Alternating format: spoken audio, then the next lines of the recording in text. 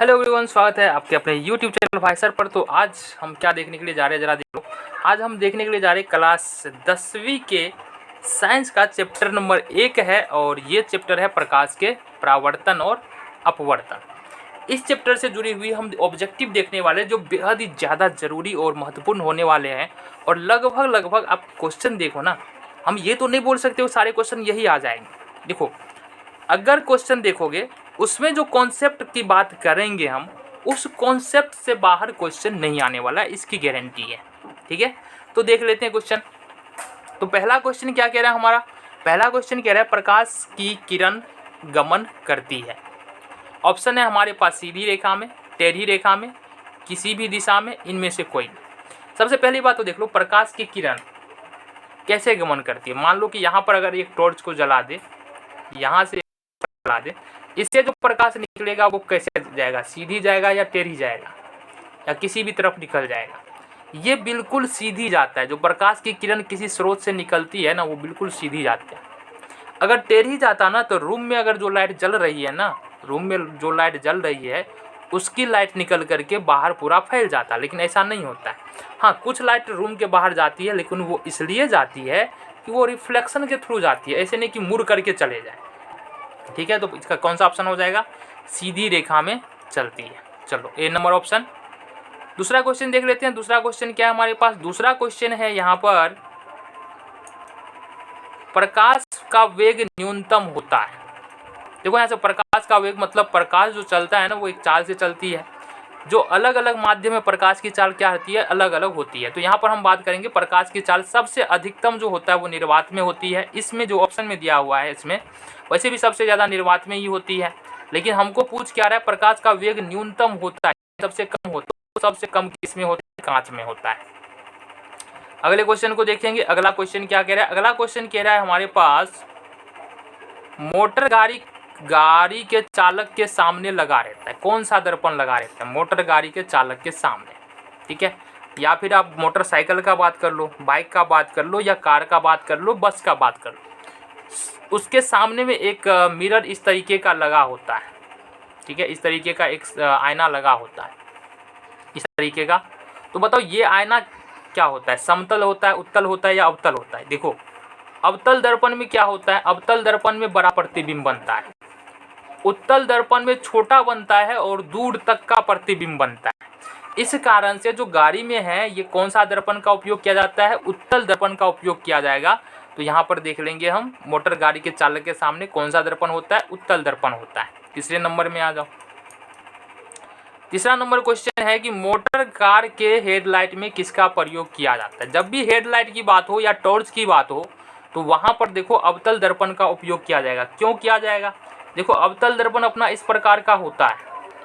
ठीक है, अब ये रंगा हुआ सतह होता है और ये रिफ्लेक्टेड सतह होता है, यानी कि इससे प्रकाश का परावर्तन होता है। तो यहाँ पर देखो, कहने का मतलब है यहाँ पर अगर बल्ब लगा दिया जाए, यहाँ पर बल्ब लगा दिया जाए, तो क्या होगा? इस बल्ब से प्रकाश टकराएगा इस तरीके से, और यह बिल्कुल सीधा चला जाएगा। मोटर गाड़ी में यही तो दरकार होती है कि प्रकाश जो है ज़्यादा सीधा जाना चाहिए। ठीक है, कुछ ऐसे भी सीधा जाएगा। तो ये देख रहे हैं हम, मोटर गाड़ी के हेडलाइट में जब भी प्रयोग होगा, वो किस दर्पण का प्रयोग होगा? अवतल दर्पण का प्रयोग होगा। 4 नंबर का ऑप्शन हो जाएगा अवतल दर्पण। आ जाओ जी, अवतल दर्पण, सी नंबर। आगे क्वेश्चन देख लो। आगे क्वेश्चन है समतल दर्पण द्वारा बड़ा प्रतिबिंब होता है। देखो, समतल दर्पण में जो प्रतिबिंब बनता है ना, वो होता है काल्पनिक। पहला तो होगा काल्पनिक, क्योंकि वो दर्पण के पीछे बन रहा है और दर्पण की उसको पर्दे पर नहीं प्राप्त कर सकते, तो प्रतिबिंब तो काल्पनिक बनता है। और बनता है वस्तु के बराबर, वस्तु के बराबर, और बनता है पार्श्विक रूप से उल्टा। पार्श्विक उल्टा, उल्टा नहीं बनता है, लेकिन पार्श्विक उल्टा बनता है। ये ध्यान रखना है। पार्श्विक उल्टा का मतलब क्या होता है? कि जो दाहिना है वो बायां दिखेगा, जो बायां है वो दाहिना दिखेगा। ऐसा नहीं है कि समतल दर्पण में देखने के लिए जाएंगे तो मान लो इस तरीके का इमेज है, तो ये इस तरीके का नजर आएगा।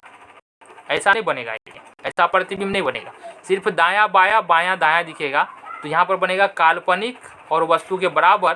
तो यहाँ पर क्या दिया है? काल्पनिक प्रतिबिंब बनेगा। आगे आ जाओ। 6 नंबर देखो क्वेश्चन, लेंस की क्षमता का ऐसा ही मात्रक क्या होता है? लेंस की क्षमता का ऐसा ही मात्रक डायोप्टर होता है, जिसको हम डी से सूचित करते हैं। तो डायोप्टर हो जाएगा, आ जाओ ए नंबर ऑप्शन। आगे का क्वेश्चन देख लो, प्रकाश की किरणों का पथ दर्शाने वाले चित्रों को क्या कहते हैं? प्रकाश की किरणों के पथ दिखाने वाले चित्र जो हम बनाते हैं ना, मान लो प्रकाश के रास्ते को इस तरीके से दिखा रहे हैं, इस तरीके से दिखा रहे हैं, तो इस चित्र को बोलते हैं किरण आरेख। क्या बोलते हैं? किरण आरेख, किरण आरेख। और जब बहुत सारा किरण आरेख एक ही चित्र में हो तो उसको बोलते हैं किरण पुंज, इसको बोलते हैं किरण पुंज। तो पूछ क्या रहा है हमारे पास, प्रकाश की किरणों के पथ को दर्शाने के वाले चित्र को क्या कहते हैं? किरण आरेख बोलते हैं। ठीक है, दोनों बात हो गया ना, किरणों के समूह को किरण पुंज बोलते हैं। आ जाओ जी, आगे आ जाओ। 2 डायोप्टर, 2D का मतलब होता है 2 डायोप्टर क्षमता वाले लेंस का फोकस दूरी कितना होगा? देखो, इसको निकालने के लिए फॉर्मूला होता है, लेंस की क्षमता बराबर होता है P बराबर 1/f। अब यहाँ पर ये नहीं बात किया जा रहा है कि लेंस उत्तल है या अवतल है, तो वो अलग से अगर बात किया जाएगा अगले क्वेश्चन में, अगर होगा तो हम वहाँ पर बात कर लेंगे। यहाँ पर P बराबर 1/f, अगर ये मीटर में है, ये 1 मीटर में, इसको सेंटीमीटर में ले जाएंगे तो ये 100 सेंटीमीटर हो जाएगा। और यहाँ पर 2 डायोप्टर हैं, ठीक है, तो ये एफ का मान नहीं पता है हमको, और डायोप्टर का मान कितना है? 2 दिया हुआ है। पी का मान हो गया ना ये 2, ठीक है, पावर क्षमता दिया है 2 डायोप्टर। तो यहाँ जो हो जाएगा 2f बराबर कितना हो जाएगा? 100, और f बराबर निकालने जाएंगे तो 100/2 कितना हो जाएगा? 50, 50 cm इसका आंसर हो जाएगा। आओ जी, D number option. Next question देखिए, चलो देखो, अगर नोट करना है तो वीडियो को रोक करके नोट करते चलना, ठीक है, ऐसा नहीं है कि नोट नहीं करना है, नोट करते चलना है। आओ आगे देख लेते हैं। 9 नंबर, किसी उत्तल लेंस की फोकस दूरी 50 सेंटीमीटर है तो उसकी क्षमता क्या होगी? अब यहाँ से देखो एक बात होता करो, यहाँ पर उत्तल लेंस के बारे में बात की जा रही है ना, उत्तल लेंस। तो जब भी उत्तल लेंस की बात होगा तो उत्तल लेंस क्या होता है? ये वाला होता है हमारा उत्तल लेंस। तो अब पिक्चर अच्छे से बना ले, ये वाला हो जाता है हमारा उत्तल लेंस, ठीक है। और ये जो लाइन खींचते हैं उसको हम लोग मुख्य अक्ष बोलते हैं। अब यहाँ पर 2 फोकस होता है, एक फोकस यहाँ पर होता है, एक फोकस यहाँ पर होता है। देखो बात को समझते चले जाओ, किसी भी लेंस में 2 फोकस होगा। अब जो उत्तल लेंस की फोकस दूरी होती है वो होती है धनात्मक। क्या होती है? वो होती है धनात्मक। याद रखना है, उत्तल लेंस की फोकस दूरी, उत्तल फोकस दूरी, यहाँ पर हम याद क्या रखना है, ध्यान क्या रखना है? फोकस दूरी, फोकस दूरी, ठीक है। यहाँ से उत्तल की बात करेंगे और यहाँ से मान लो अवतल की बात करते हैं, ठीक है, और F मान लेते हैं यहाँ से। तो उत्तल की बात करेंगे तो इसका फोकस दूरी प्लस में हो जाएगा, अवतल की बात करेंगे तो इसका फोकस दूरी माइनस में हो जाएगा। क्या दिया है? किसी उत्तल लेंस का फोकस दूरी 50 सेंटीमीटर है, तो यहाँ से F बराबर क्या हो जाएगा? -50 सेंटीमीटर हो जाएगा। तो उसकी क्षमता क्या होगी? तो हम पीछे बात कर चुके, क्षमता बराबर फॉर्मूला P बराबर, P को क्षमता पावर बोलते हैं, P बराबर 1/f होता है। 1 का मान क्या? 1 का मान देखो, ये मीटर में है 1, इसको अगर सेंटीमीटर में ले जाएंगे तो 100 हो जाएगा, -50 कर लेंगे, 50 दूना 100 हो जाएगा, ये हो जाएगा -2 डायोप्टर। तो क्षमता अपना क्या निकल के आ रहा है? -2 डायोप्टर। सी नंबर ऑप्शन। आगे देख लो क्वेश्चन, आगे का क्वेश्चन देखो जी, प्रकाश के किरणों के समूह को क्या कहते हैं जी? पीछे बात कर चुके हैं ना कि अगर मान लो बहुत सारा प्रकाश का किरण का समूह आ जाए तो इसको क्या बोलेंगे? बताओ, किरण पुंज तो बोलेंगे ना, क्या बोलेंगे? किरण पुंज बोलेंगे। ये पीछे भी बात किए हैं, ध्यान से देखो पता चल जाएगा। आगे आ जाओ, उत्तल लेंस की क्षमता होती है, अभी बात किए हैं, यहाँ पर देखो उत्तल लेंस की बात हो रहा है, क्षमता निकाले हैं, क्या आ रहा है? अच्छा, उत्तल लेंस, यहाँ पर थोड़ा सा मिस्टेक हुआ है। उत्तल लेंस की क्षमता क्या होता है? प्लस में होता है ना, तो उत्तल लेंस की क्षमता बाबू यहाँ पर फोकस क्या हो जाएगा? प्लस में हो जाएगा, और ये प्लस में हो जाएगा। तो उत्तल लेंस की क्षमता के बारे में बात करेंगे तो क्या होगा? प्लस में। अवतल लेंस की क्षमता माइनस में। तो उत्तल लेंस की क्षमता क्या होगी बताओ? धनात्मक होगा। आगे आ जाओ जी, आगे देखो, अवतल लेंस की क्षमता होती है। अब उत्तल लेंस की धनात्मक, तो अवतल लेंस की जाहिर सी बात है कि यहाँ पर ऋणात्मक होगा, ए नंबर ऑप्शन। अवतल लेंस की क्षमता ऋणात्मक होती है। देखो यहाँ पर फोकस दूरी पर डिपेंड कर रहा है ना, तो अगर फोकस धनात्मक है तो क्षमता भी धनात्मक होगा, और फोकस ऋणात्मक है तो क्षमता भी क्या होगा, ऋणात्मक होगा। ये बात हमको ध्यान रखना है।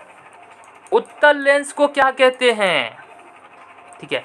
अब उत्तल लेंस को क्या कहते हैं, इसके बारे में अपने को बात करने आ जाओ जी। देखो ये होता है उत्तल लेंस, ये उत्तल लेंस होता है, ये इसका मुख्य अक्ष है। अगर प्रकाश गुजरेगा इससे तो ये आके एक ही पॉइंट पे क्या करेगा, अभिसरित हो जाएगा। क्या हो जाएगा, अभिसरित हो जाएगा, ठीक है। इसलिए इसको अभिसारी लेंस भी बोलते हैं। क्या कहते हैं, अभिसारी लेंस भी बोलते हैं। अगर अवतल लेंस की बात करेंगे तो ये है अवतल लेंस, ये इसका मुख्य अक्ष है। यहाँ से जो प्रकाश गुजरता है ना, ये अभिसरित नहीं होता है, अपसरित हो जाता है, मतलब फैल जाता है। क्या होगा, फैल जाएगा। तो इसलिए इसको अपसारी लेंस भी कहते हैं। क्या बोलते हैं इसको, अपसारी लेंस भी कहते हैं, ठीक है। क्यों कहते हैं, क्योंकि ये प्रकाश को एक जगह पर अभिसरित कर रहा है, ये प्रकाश को फैला रहा है, फैला रहा है मतलब अपसारी, और एक जगह पर इकट्ठा कर रहा है मतलब अभिसारी। तो उत्तल लेंस को अभिसारी बोलते हैं। और इसी से जुड़ा हुआ हमारा दूसरा क्वेश्चन है, आ जाओ, क्या है दूसरा क्वेश्चन, अवतल लेंस को क्या कहते हैं, अपसारी लेंस कहते हैं, सी नंबर ऑप्शन। दोनों बात कर चुके हैं, चलो आगे चलो, आगे देख लेते हैं क्वेश्चन अपना क्या है। आगे देखो क्वेश्चन क्या कह रहा है, निम्न में कौन सा पदार्थ लेंस बनाने के लिए प्रयोग नहीं किया जा सकता। आओ जी, जल से लेंस बन जाता है, कांच से लेंस बन जाता है, प्लास्टिक से लेंस बन जाता है, लेकिन मिट्टी से लेंस नहीं बनता है, क्योंकि मिट्टी के आर पार प्रकाश नहीं जा सकता है, इसलिए डी नंबर ऑप्शन हो जाएगा। आ जाओ आगे देख लेते हैं। 16 नंबर क्वेश्चन में क्या कह रहा है, किस दर्पण से हमेशा वस्तु से छोटा प्रतिबिंब बनता है। अब देखो ये जो बात होगा ना, उत्तल दर्पण से हमेशा वस्तु से छोटा प्रतिबिंब बनता है, ये बात हमेशा ध्यान रखो। और अगर पढ़ा होगा ना चैप्टर में, तो वो वहाँ पर पता चल गया होगा कि उत्तल दर्पण जो होता है वो वस्तु से छोटा ही प्रतिबिंब बनाता है, चाहे पर वस्तु को कहीं पर भी रख लो। बहुत 2-3 केस ही है उत्तल दर्पण में, ज़्यादा नहीं है, तो कहीं पर भी रखेंगे तो वस्तु का छोटा प्रतिबिंब और बनेगा। आगे देख लो, किस दर्पण से वस्तु का बड़ा प्रतिबिंब बनता है। आओ जी जरा देखो बाबू, समतल दर्पण में तो बराबर बन जाता है, उत्तल दर्पण में छोटा बन जाता है, तो बचा कौन सा दर्पण, अवतल दर्पण। अवतल दर्पण में वस्तु का बड़ा प्रतिबिंब बनता है। तो थोड़ा सा दिमाग का भी अप्लाई करो, लगाओ, तो वहां से भी क्वेश्चन बनेगा, ठीक है। आ जाओ आगे, आ जाओ आगे, आ जाओ। प्रकाश के परावर्तन के कितने नियम है, बताओ कितने नियम है प्रकाश के परावर्तन का। 2 नियम है। पहला नियम कहता है आपतन कोण, ये देखो नियम, प्रकाश परावर्तन की बात ही कर लेते हैं ना। 2 नियम है, मान लो ये दर्पण है, ये दर्पण है, ठीक है। तो यहाँ से आने वाली किरण आपतित किरण और जाने वाली किरण परावर्तित किरण, ये किरण आ रही है, ये जा रही है। तो आपतित किरण, परावर्तित किरण और आपतन बिंदु, जहाँ पर प्रकाश आपतित किरण आपतित हो रही है उसको आपतन बिंदु बोलते हैं। और आपतन बिंदु पर डाला गया लंब, तीनों एक ही समतल में होता है। ये तीनों जो लाइन है वो क्या है, एक ही समतल में। आपतित किरण, परावर्तित किरण और अभिलंब तीनों एक ही समतल में। प्रकाश का पहला नियम। दूसरा नियम, आपतन कोण जो है वो परावर्तन कोण के बराबर होता है। ये आपतन कोण है, अभी के लिए इतना समझो आई, और ये आर है परावर्तन कोण, तो ये दोनों बराबर होता है। प्रकाश के परावर्तन के 2 नियम होते हैं, कितने, 2। आगे देखो जी, जब प्रकाश की किरण हवा से कांच में प्रवेश करती है तो मुड़ जाती है। देखो प्रकाश के अपवर्तन में पढ़ा होगा तुमने, क्या पढ़ा, प्रकाश के अपवर्तन में क्या पढ़े हो जरा बताओ। इस तरीके से कोई कांच की सिल्ली है, ये प्रकाश की किरण है, बाहर यानी कि हवा से आ रही है और कांच में प्रवेश कर रही है, और ये क्या है, अभिलंब है। क्या है, अभिलंब है। तो गौर से देखो, प्रकाश को जाना चाहिए एकदम सीधा, इस तरीके से, थोड़ा टेढ़ा हो गया अपना भी, ठीक है। तो प्रकाश को जाना चाहिए बिल्कुल ऐसे ही निकल जाना चाहिए, लेकिन प्रकाश क्या हुआ, मुड़ा। किधर मुड़ा, ये अभिलंब है, ये वाला पॉइंट जो दिख रहा है ये क्या है, अभिलंब है। तो प्रकाश देखो अभिलंब की ओर क्या हुआ, मुड़ गया। यहाँ पर जब प्रकाश किरण हवा से कांच में जा रही है, ये हवा है और ये क्या है, कांच है, तो हवा से कांच में जा रही है तो कहाँ मुड़ रहा है, अभिलंब की ओर मुड़ रहा है, यानी कि अभिलंब के निकट मुड़ जाती है बाबू। ये हो जाएगा बी नंबर ऑप्शन। आगे आ जाओ। फोटोग्राफी कैमरा का विदृश्यक होता है, यानी कि लेंस जो होता है फोटोग्राफी कैमरा का उत्तल लेंस होता है। आगे आ जाओ। साइड मिरर के रूप में प्रयुक्त किया जाता है। साइड मिरर इससे पहले बात कर चुके हैं। साइड मिरर यानी कि गाड़ी के साइड में कौन सा दर्पण लगाया जाता है बच्चा, उत्तल लेंस लगाया जाता है। अच्छा, उत्तल दर्पण लगाया जाता है, लेंस नहीं लगाया जाता है, उत्तल दर्पण लगाया जाता है। आगे आ जाओ। एक अवतल दर्पण की फोकस दूरी 10 सेंटीमीटर है, बनाना पड़ेगा इसको। फोकस दूरी कितना है, 10 सेंटीमीटर। दर्पण कौन सा है, अवतल है। देखो बच्चा यहाँ पर भी ध्यान देने वाला बात है, अवतल दर्पण है। यहाँ से प्रकाश की किरण मान लो, अवतल दर्पण में क्या होता है, फोकस दूरी प्लस की माइनस में। यहाँ से देख लो, यहाँ से नापेंगे तो फोकस दूरी अवतल दर्पण का माइनस में होता है। तो यहाँ से देखो क्यों माइनस में हो रहा है, क्योंकि दूरी जो है ना, यहाँ से मापेंगे दूरी, P से दूरी मापेंगे और P से इधर आएंगे तो माइनस में हो जाएगा। फोकस यहाँ पर है इसका, इसलिए अप बराबर अवतल दर्पण का 10 सेंटीमीटर है तो माइनस 10 सेंटीमीटर हो जाएगा। तो उसकी वक्रता त्रिज्या क्या होगा, तो वक्रता त्रिज्या बताओ क्या होगा। वक्रता त्रिज्या F बराबर होता है R/2, तो R बराबर हो जाएगा 2F। तो ये होगा 2 गुने F का मान कितना दिया, माइनस का 10, माइनस 20 सेंटीमीटर हो जाएगा।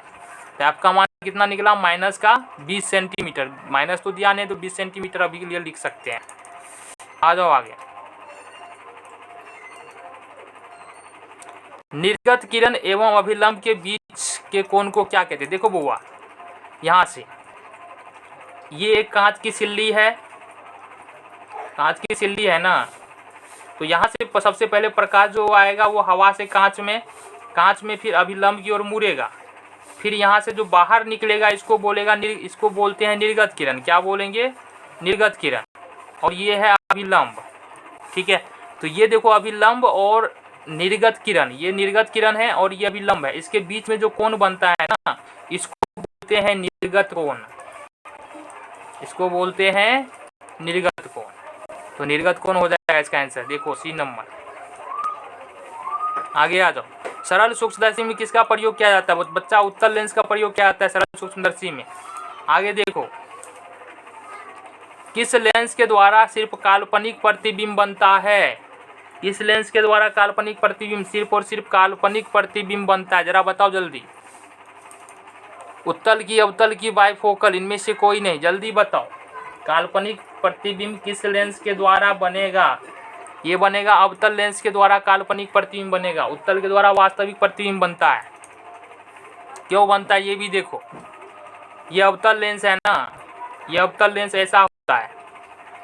अब देखो यहाँ से क्या होता है कि ये मुख्य अक्ष इसका है, वस्तु को कहीं भी रखो इसमें तो ये प्रकाश की किरण को क्या करता है, अभिसरित कर देता है। अगर वास्तविक प्रतिबिंब बनना होता तो ये अगर देखो आगे जाके मिलता तब वास्तविक प्रतिबिंब बनता है। ये दोनों किरण कहीं नहीं मिलेगा, तो इसको पीछे की ओर यदि हम बढ़ाएंगे तो कहीं पर जाके मिलेगा। हमको पता है कि दो किरण जहाँ पर मिलता है वहीं पर प्रतिबिंब बनता है। तो अवतल दर्पण में ये आगे कहीं भी संभव नहीं है कि मिल जाए, इसलिए इसका प्रतिबिंब कैसा बनेगा, काल्पनिक बनता है। आगे आ जाओ। परावर्तन के नियम से निर्धारित होता है, परावर्तन का नियम बताता है, क्या बताता है, परावर्तन कोण बराबर आपतन कोण बराबर परावर्तन कोण। ए नंबर ऑप्शन। आपतन कोण अभी पीछे बात किए हैं, आपतन कोण परावर्तन कोण के बराबर होता है। आगे आ जाओ। काल्पनिक प्रतिबिंब होता है, काल्पनिक प्रतिबिंब वह हमेशा सीधा होता है। ए नंबर ऑप्शन। लेंस में मुख्य फोकस की संख्या कितनी होती है, अभी लेंस की बात करेंगे। लेंस में 2 मुख्य फोकस होता है, चाहे अवतल हो या उत्तल हो। हमेशा कितना फोकस होगा, 2 फोकस होगा। यहाँ पर एक होगा F1 और यहाँ पर F2। इसी तरीके से अगर अवतल लेंस की बात करेंगे तो यहाँ पर भी क्या होगा, 2 फोकस हो जाएगा, F1 और F2। आगे आ जाओ। 29 नंबर क्वेश्चन। सर्च लाइट का परावर्तक सतह होता है, सर्च लाइट ले लो, टॉर्च ले लो, गाड़ी का हेडलाइट ले लो, सबका परावर्तक सतह अवतल दर्पण का होता है। पीछे बात कर चुके हैं। किसका किसका, गाड़ी का हेडलाइट, टॉर्च और सर्च लाइट, कुछ भी हो, सबका सतह जो है क्या हो जाएगा, अवतल हो जाएगा। अवतल दर्पण का बना होता है। ऑप्शन देखो कहाँ है, बी नंबर। आगे दाढ़ी बनाने के लिए कौन से दर्पण का प्रयोग किया जाता है? दाढ़ी बनाने के लिए बड़ा प्रतिबिंब चाहिए होगा, और बड़ा प्रतिबिंब उत्तल में नहीं मिलेगा, समतल में नहीं मिलेगा, किस में मिलेगा? अवतल में मिलेगा। आगे देखो, एक उत्तल लेंस की क्षमता एक डायोप्टर है। उत्तल लेंस है मतलब प्लस में होगा, ठीक है। एक उत्तल लेंस की क्षमता एक डायोप्टर है, क्षमता दिया है P बराबर है 1 डायोप्टर, तो उस लेंस की फोकस दूरी क्या होगी? P बराबर 1 डायोप्टर, थोड़ा ठीक से लिख ले, ये है 1 डायोप्टर। P बराबर होता है 1 बट्टे में एफ, और ये 1 जो है ना ये है मीटर में, इसको सेंटीमीटर में ले जाएंगे 100 सेंटीमीटर हो जाएगा। एफ का मान हमारे पास नहीं है, और डायोप्टर कितना है? लेंस की फोकस दूरी कितना हो जाएगा जरा बताओ? एफ बराबर हो जाएगा 100 सेंटीमीटर प्लस में सी नंबर ऑप्शन। किसी गोलीय दर्पण तथा किसी पतले गोलीय लेंस दोनों की फोकस दूरियां -15 सेंटीमीटर है। दोनों दर्पण तथा लेंस है, देखो हुआ, किसी गोलीय दर्पण तथा किसी पतले गोलीय लेंस दोनों की फोकस दूरी -15 सेंटीमीटर है। यहाँ से पता लगा लेते हैं ना, देखो लेंस में, ये लेंस की बात कर रहे, देखो उत्तल लेंस की जो फोकस दूरी होती है वो प्लस में होती है, उत्तल लेंस की फोकस दूरी प्लस में होती है, और अवतल लेंस की फोकस दूरी इधर होता है माइनस में होता है, माइनस है। दर्पण में बात करेंगे तो अवतल दर्पण की फोकस दूरी क्या होती है? अवतल दर्पण की फोकस दूरी माइनस में, एफ जो है वो -f होता है, और उत्तल दर्पण की फोकस दूरी, इसकी जो फोकस दूरी होती है वो प्लस में होती है, ये प्लस में होती है, प्लस में होती है। अब देखो यहाँ से क्या कह रहा है कि दोनों माइनस में है, मतलब जो फोकस दूरी है ना वो दोनों दर्पण और लेंस दोनों का माइनस में है। तो इसका मतलब ये हुआ कि दर्पण जो है वो अवतल है, और लेंस जो है वो कौन सा है? अवतल है, यानी अब दोनों ही अवतल है, दोनों अवतल है, ठीक है। आगे आ जाओ। प्रकाश के अपवर्तन के कितने नियम है? 2 नियम है प्रकाश के अपवर्तन के। 34 नंबर, अपवर्तनांक का मान क्या होता है? अपवर्तनांक का बराबर होता है sin i बट्टे sin r, sin i बट्टे sin r। देखो जी कहाँ है? sin i बट्टे sin r। अगला देखेंगे क्वेश्चन 35 नंबर, एक उत्तल लेंस होता है। उत्तल लेंस क्या होता है? देखो उत्तल लेंस के बारे में पीछे बात किए हैं। उत्तल लेंस होता है किनारे पर पतला और बीच में मोटा। देखो ऑप्शन कौन सा है? किनारे की अपेक्षा बीच में मोटा होता है, सी नंबर ऑप्शन। अवतल लेंस का आवर्धन बराबर होता है, अवतल लेंस का आवर्धन, ये देखो अवतल लेंस या लेंस की आवर्धन की बात जब भी करेंगे तो हम क्या करेंगे? प्लस में v बट्टे यू होता है, v बट्टे यू के बराबर होता है। देखो यहाँ से डी नंबर ऑप्शन। गोलीय दर्पण में फोकसांतर एवं वक्रता त्रिज्या के बीच संबंध होता है। देखो एफ और आर के बीच, यानी कि फोकस दूरी और वक्रता त्रिज्या, ये होता है एफ, ये होता है आर, ठीक है। इसके बीच में संबंध क्या होता है? एफ बराबर होता है आर बट्टे 2, ये दिया है तो भी सही है। आर बराबर हो जाएगा 2f, ये दिया है तो भी सही है। ऑप्शन में दोनों में से कुछ भी हो सकता है। यहाँ पर क्या दिया है? एफ बराबर आर बराबर 2f, एफ बराबर 2 बटे एफ बराबर आर बराबर 2f। यहाँ पर दिया है आर बराबर 2f, A number option. 38 number, solar cooker में प्रयोग किया जाता है। देखो सोलर कुकर में अवतल दर्पण का प्रयोग किया जाता है। ये सोलर कुकर होता है ना, इस तरीके का होता है। देखो ऐसे इस तरीके का सोलर कुकर होगा, ठीक है। यहाँ से एक जैसे डिश एंटीना में होता है, याद हमारे घर में जो छतरी होता है टीवी देखने वाला, उसमें यहाँ पर क्या, ये कौन सा दर्पण होता है? ये होता है हमारा अवतल दर्पण। कौन सा दर्पण होता है? अवतल दर्पण होता है। और यहाँ पर जो है सोलर कुकर में, यहाँ पर एक बर्तन में जो भी बनाना है वो रख देते हैं। अब क्या होता है कि प्रकाश यहाँ से आता है और ये रिफ्लेक्ट होके इस बर्तन पर इसका क्या करता है? लाइट पड़ जाता है, जिसके कारण जो है अधिक से अधिक ऊर्जा जो है इस बर्तन को मिल पाता है, और ये बर्तन क्या हो जाता है? हीट हो जाता है। तो ये सोलर कुकर का बनाने का तरीका था, ये इस तरीके का सोलर कुकर होता है। तो अवतल दर्पण का प्रयोग करते हैं। 39 नंबर, उत्तल लेंस में बना प्रतिबिंब होता है। उत्तल लेंस में कैसा प्रतिबिंब बनेगा? वास्तविक और उल्टा बनेगा, वास्तविक और उल्टा बनेगा। ये बी नंबर। उत्तल लेंस में जब वस्तु f और 2f के बीच रखा जाता है तब बना प्रतिबिंब वास्तविक और बड़ा होता है। बड़ा और वास्तविक, ए नंबर ऑप्शन, वास्तविक और बड़ा होता है। ठीक है, तो इस तरीके से 40 क्वेश्चंस को हमने देखा जो बेहद ही जरूरी है। और थोड़ा सा दिमाग लगाओ ना, कॉन्सेप्ट की बात करो ना, तो अगर यहाँ से कॉन्सेप्ट समझ के जाते हो तो दूसरे क्वेश्चन भी यहाँ से बनेंगे। तो ये 40 क्वेश्चन था। मिलते हैं अगले वीडियो में कुछ और क्वेश्चन के साथ।